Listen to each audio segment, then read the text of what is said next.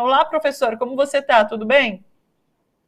Tudo bem, Thalita? Boa tarde. O prazer aí estar contigo mais uma semana neste momento do mundo muito tenso, viu? Pois é, prazer é sempre nosso, professor. Você já tinha cantado essa bola, né, sobre a viagem de Nancy Pelosi, ainda com expectativa de que talvez ela cancelasse. Bom, ela foi para Taiwan ontem, né, já foi embora, inclusive de Taiwan, mas fez com que a tensão entre Estados Unidos e China aumentasse muito, né? Então, assim, vamos entender direitinho do que se trata essa visita, os problemas ali, as tensões que existem entre esses dois países e as consequências dessa viagem. Conta tudo para a gente, professor. Então, a questão de Taiwan, Taiwan pertence à China. E o nome da China, desde 1º de outubro de 1949, é República Popular da China. Goste ou não goste da China, Taiwan é da China. Quem nasce em Taiwan, nasce com o olhinho tudo puxadinho. Quem nasce em Taiwan fala mandarim ou cantonês, não fala outra língua. Não é? Bom, qual que é a história aí que eu vou resumir, nosso tempo é pequeno. A história é quando Mao Zedong chega dia 1º de outubro de 49 e proclama a República Popular da China, aqueles que ele combatia, que a história chama de nacionalistas, mas eram entreguistas, eles eram pró-Estados Unidos, né? Eles foram derrotados, eles fugiram para a ilha. E Mao deixou que fugisse. Fica lá confinado, exilado, faz o que você quiser. Chiang Kai-shek. Chegou lá, eles proclamaram que eles continuam sendo a República da China. E, claro, eles não reconheciam a República Popular. O mundo não reconhecia também. A ONU, quem representava na ONU a China era a ilha. Passou 22 anos, só em 1971, quando Nixon faz a viagem histórica para a China, sem reconhecer ainda, ele visita, aperta a mão de Mao, né? E então distensiona, e na ONU, aí os Estados Unidos, com apoio dos os Estados Unidos então reconhece a República Popular da China na ONU e não mais reconhece Taiwan. Mas demoraram mais 8 anos, só no governo Carter, no terceiro ano do governo Carter, 79, para que formalmente acontecessem relações diplomáticas. Ainda assim, era um reconhecimento diplomático assim meio matreiro. Naquele momento, a China estava um pouco afastada da União Soviética. Os Estados Unidos correu para lá, vou ficar amiguinho dela, quem sabe ela combate a União Soviética, né? Lê do engano, isso nunca aconteceu. Eles nunca brigaram frontalmente. E hoje, você sabe, estão mais juntos do que nunca, né? Bom, então esse é um pouco do histórico. Nenhum país mais importante no mundo reconhece Taiwan. E dos 193 membros da ONU, 14 reconhecem Taiwan e estes não têm relações diplomáticas com a China e não compram da China nenhum alfinete. E vice-versa, a China não lhes vende nenhum alfinete. Entre eles, o Vaticano, né? A gente estranha essa posição, mas o pano de fundo é porque eles alegam que os comunistas perseguiam os católicos, etc. Nada disso, é bobagem isso, né? Mas até hoje é assim. Paraguai, aqui na América Latina, é o único que reconhece. A Nicarágua, até outro dia, reconhecia, o Ortega rompeu, entregou todo o patrimônio da tal república para a China, para a República Popular, né? Bom, concretamente, Taiwan está isolado, mas ela é uma potência econômica. Fica em Taiwan a maior produtora de chips do mundo, TSMC. O mundo tem 3 países que produzem chips. Fora Taiwan, tem Estados Unidos, Intel e AMB, e a Coreia do Sul, né?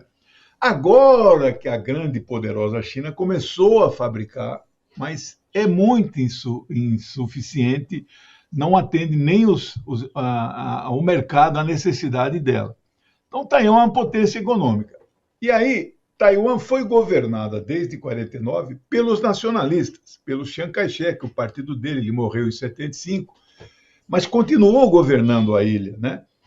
O programa do Kuomintang, KMT, não é a ruptura. Eles não defendem a secessão. não é? Mas também não defende a unificação, ele defende ficar como está. E a China, até o momento, tem sido tolerante em aceitar como está, que é a partir de 82, quando Deng Xiaoping assume praticamente o comando depois que Mao morreu, e aí entra essa onda aí de desenvolvimento, estatismo, socialismo com características chinesas. Então é isso que nós conhecemos hoje. E ele dizia, né, um país, dois sistemas. Foi isto que permitiu Hong Kong voltar para a China depois de 155 anos de colonização e ocupação britânica. Isso foi em 1997. Era desde 1852 a Inglaterra dominava. Macau, colonização portuguesa, também voltou para a China. Está faltando Taiwan, não é? Jamais Taiwan será afastada da China. Bom, quando reconhece, em 1979, quando reconhece e estabelece, trocam-se embaixadores, os Estados Unidos assinam de lá para cá, entre 4 e 6, depende do autor, vários documentos que estão escritos textualmente: nós, Estados Unidos, só reconhecemos uma única China. Bom, aí a partir que eles começam a ajudar Taiwan, mas mesmo assinando este documento, aí começa a acontecer o que alguns estudiosos chamam de ambiguidade estratégica. Não, eu estou com você, viu? Mas eu encho o seu inimigo de armas, né? Eu dou dinheiro para eles, eu treino as tropas dele. Taiwan tem um exército mais ou menos equiparado ao da Ucrânia, que já sabemos que a Ucrânia tem mais soldado que a França e a Alemanha juntos. Aquela ilha do tamanho de Cuba tem submarinos, tem uma frota de aviação impressionante. Para quê? Ali é a cabeça de ponte para um dia atacar a China junto com os Estados Unidos. Bom, então, aí finalizando, depois você veja aqui que você quer saber de mais detalhes, então é uma grande provocação, uma autoridade do tamanho da Nancy Pelosi, depois do Biden vem a Kamala, depois vem ela, na sucessão, né? Igual aqui o presidente da Câmara. É uma provocação inominável. A China não pode, não poderia e não aceitará isso de jeito nenhum, mesmo já tendo acontecido, já sendo fato consumado, a China não poderá aceitar e vai reagir. Nós estamos ainda analisando quais as possibilidades. Então, o que a Nancy fez é a maior afronta desde 1997, que foi a época o presidente da Câmara também visitou, mas na época a China não era o que é hoje, né? Ela protestou na época, mas não teve a repercussão que está tendo hoje, a da Nancy.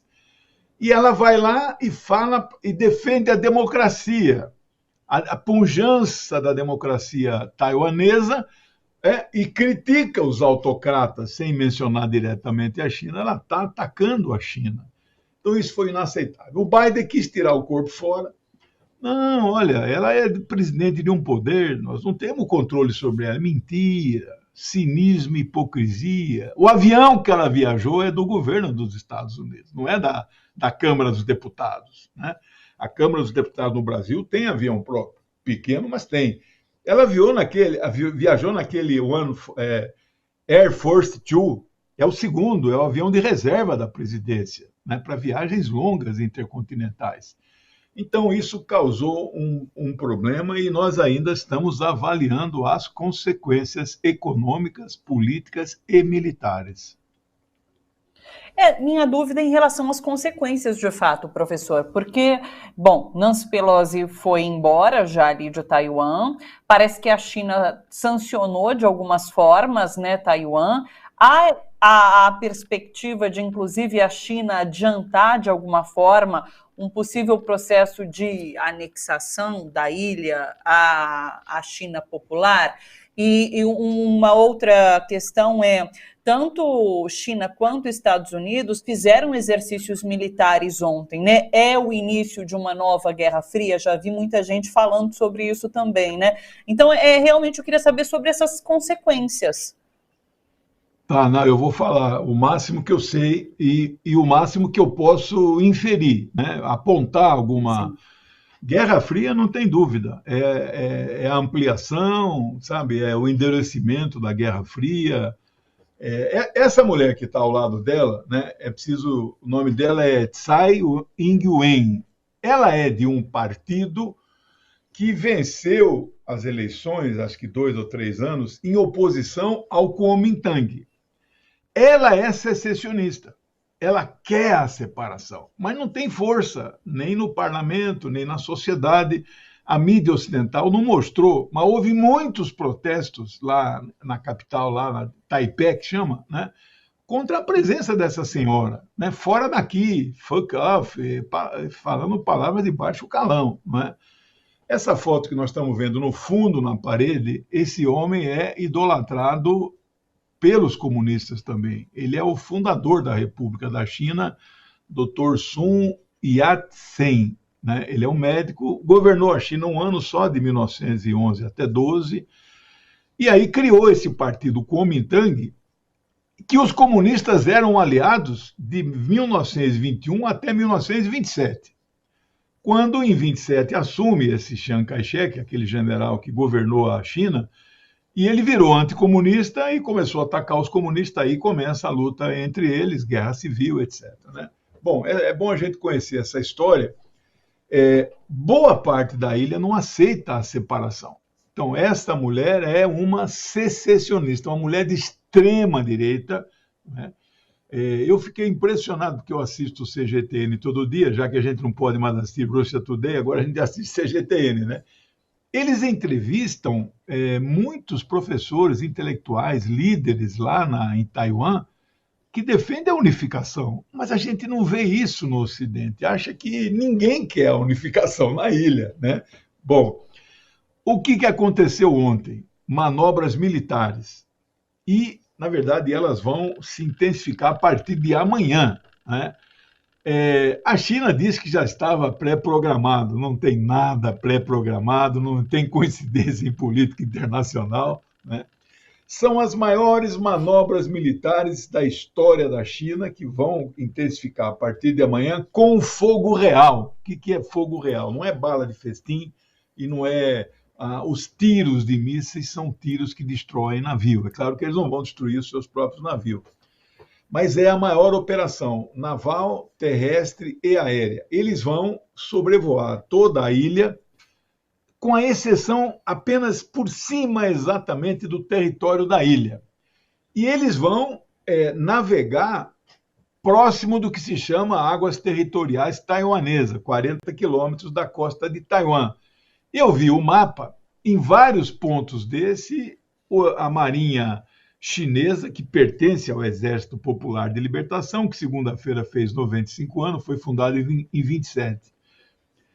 Vários no mapa, então a Marinha chinesa vai entrar em águas territoriais taiwanesas. E na costa chinesa, toda uma prontidão que vai entrar em vigor a partir de amanhã, que é uma demonstração de força. Aí você já me perguntou, é só isso que a China vai fazer? Né? Bom, ela ontem suspendeu todo o comércio bilateral, que não é pouca coisa. A China compra chips desta empresa, TSMC, uma sigla inglesa. Né? Agora, coisa de um mês ou dois, a China inaugurou a primeira... 3 países no mundo têm, eu falei. Né? Então, a primeira fábrica de chip na grande e poderosa China começou agora, mas eles não têm capacidade de suprir a demanda deles e a da amiga Rússia, que está apertada. O único aspecto da Rússia que as sanções fizeram algum efeito, de fato, é nessa questão da tecnologia de ponta. Hoje até a geladeira da gente, você sabe, está conectada na internet. Né? Tudo tem chip dentro. Carro, então, nem falar. Né? Daqui a pouco, aliás, eles falam, daqui a pouco eles vão falar, vão dirigir. Né? Tudo isso depende do chip. É a chamada computadorização embarcada, eletrônica embarcada, né? Então a China não consegue, e ela precisa. Mas, independente de precisar dos chips de Taiwan, ela cortou relações. E a segunda coisa que ela fez foi chamar o embaixador de Washington de volta. Na diplomacia, todo mundo sabe que quando ocorre a chamada do embaixador é um passo do rompimento diplomático. Eu, pessoalmente, acho que não vão romper, não é? Porque é um comércio também de $500 bilhão envolvido e a China não pode... A China exporta $500 bilhão e os Estados Unidos exporta só 100 bilhões, né? Então é um comércio muito lucrativo para a China. E é quase impossível hoje nas cadeias globais aí de produção você romper com um país como a China. Você precisa, e vice-versa, a China também precisa de muita coisa dos Estados Unidos. E a última coisa é, propriamente, o que é que eu acho que poderá acontecer. Não sei se a correlação de forças no mundo autorizará a China a tomar essa decisão, mas a China está furiosa. As notas de repúdio que antecederam aquela reunião por telefone da semana passada já foi só para eles dizerem isso. Não mandem a Nancy para cá. Então, se ela ficar só no isso que fez até agora, que é quase nada, ela será a perdedora. Então, eu estou com uma forte impressão que ela vai tomar uma medida mais dura. Qual seria? Um ataque à ilha? Não acho que seria um ataque à ilha, apesar de que os sites militares aí, mundiais que eu assisto, em várias línguas, né, eles dizem que estes que são exercícios militares, na verdade, são a preparação para a invasão. Eu não quero crer que seja isso. Eles até falavam, a Rússia ficou 6 meses lá dizendo que não ia, né, não ia, e foi. Né? Então, a China está dizendo que não vai e pode ir, né? Mas eu acho que não irá. Porque vai ser, os Estados Unidos e Taiwan têm uma ligação umbilical, eles vão sentir agredido os Estados Unidos. E isso pode dar um desdobramento incontrolável. Não sei se segundo a Terceira Guerra, mas o que eu acho que pode acontecer é alguma coisa que os Estados Unidos já fizeram em 1991 no Iraque. Terminou a Primeira Guerra no Iraque, que é agressão ao Iraque, não é guerra no Iraque, né? Final de janeiro de 91. Os tanques dos Estados Unidos chegaram até Bagdá, mas não entraram, não derrubaram Saddam, recuaram e saíram do país, né? Mas impuseram o maior bloqueio aéreo e naval terrestre, não conseguiram. Aéreo e naval dentro de 2 paralelos que o Iraque fica nele. E o Iraque passou 12 anos, até a segunda invasão, 2003, que aí liberou tudo, né? 12 anos sem poder, sem um avião deles sair do país e um navio sair do país. Eu estou com pressentimento, e eu acho que se a China fizer isso, vai ser uma demonstração de muita coragem, que eles poderão impor um bloqueio aéreo e naval à ilha. Então, isso, se acontecer, será, de fato, uma medida dura, não acho que seria por muito tempo, mas uma medida temporária, para acontecer na ilha levantes, protestos, indignações, etc. E a esta presidente, que ela anda com roupas de camuflagem, ela é belicista, ela então deu um passo atrás, reconheça o erro que cometeu, né? Vamos ver, Thalita, a semana que vem nós vamos ter que voltar a esse ponto, não tem como, porque isso está afetando a economia mundial, as bolsas abriram tudo em bancarrota aí, viu? É isso, então. Só uma última perguntinha, eu fiquei com essa dúvida. Taiwan teria capacidade de reagir, seja militarmente ou com alguma outra medida, às pressões da China? Nenhuma. Quer dizer, nenhuma que a gente fala assim. Eu já vi análise do desembarque anfíbio chinês na ilha. Eu já estudei isso muito. A China toma a ilha em 12 horas. Mas acontece que uma tomada desta causa danos à China. Quando, no dia D, lá em 1944, houve o desembarque na Normandia dos aliados, naquele dia morreu 50 mil soldados. Porque os alemães estavam ali na chamada parede do Atlântico, do Mediterrâneo, né? Mediterrâneo e Atlântico. Eles mataram fácil aqueles soldados. E os paraquedistas que desciam, eles morriam no ar, coitados, né?